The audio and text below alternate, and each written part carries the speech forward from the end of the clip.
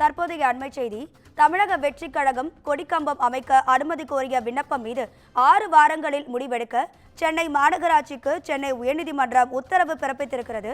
இது தொடர்பான கூடுதல் தகவல்களை தருவதற்காக நமது தலைமை செய்தியாளர் சிவா இணைப்பில் இருக்கிறார். சிவா, வணக்கம். உங்க விரிவான தகவல்களை சொல்லுங்க. அதிக நடிகர் விஜயினுடைய தமிழக வெற்றி கழகம் கட்சியின் கொடிக்கம்பம் அமைக்க அனுமதி கோரிய விண்ணப்பம் மீது 6 வாரங்களில் முடிவெடுக்க சென்னை மாநகராட்சிக்கு சென்னை உயர்நீதிமன்றம் உத்தரவு பிறப்பித்திருக்கிறது. சென்னை அமைந்தகரையில் உள்ள திருவிதி அம்மன் கோயில் தெருவில் தமிழக வெற்றி கழகத்தினுடைய கொடிக்கம்பம் அமைக்க அனுமதி அளிக்கும்படி சென்னை மாநகராட்சிக்கு உத்தரவிடக் கோரி கட்சியினுடைய வழக்கறிஞர் அணி மாவட்ட செயலராக இருக்கக்கூடிய சரத்குமார் சென்னை உயர்நீதிமன்றத்தில் ஒரு வழக்கை தாக்கல் செய்திருக்கிறார். அந்த மனுவில் திருவிதி அம்மன் கோயில் தெருவில் மூலையில் பல்வேறு கட்சிகளின் சார்பில் கொடிக்கம்பங்கள் அமைக்கப்பட்டுள்ளதாக கூறியிருக்கிறார்.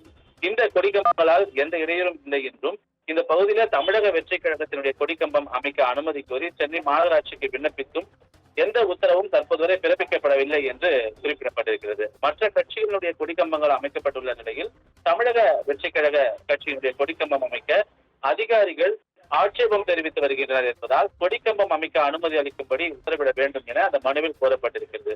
இந்த மனுவை விசாரித்த நீதிபதி சத்யநாராயண் பிரசாத் மீண்டும் 2 வாரங்களில் மாநகராட்சியிடம் புதிதாக மனு அளிக்க மனுதாரருக்கு உத்தரவிட்டார். அந்த விண்ணப்பத்தின் மீது 6 வாரங்களில் முடிவெடுக்க மாநகராட்சிக்கு உத்தரவிட்டு இந்த வழக்கை சென்னை உயர்நீதிமன்றம் முடித்து வைத்திருக்கின்றது. ராதிகா,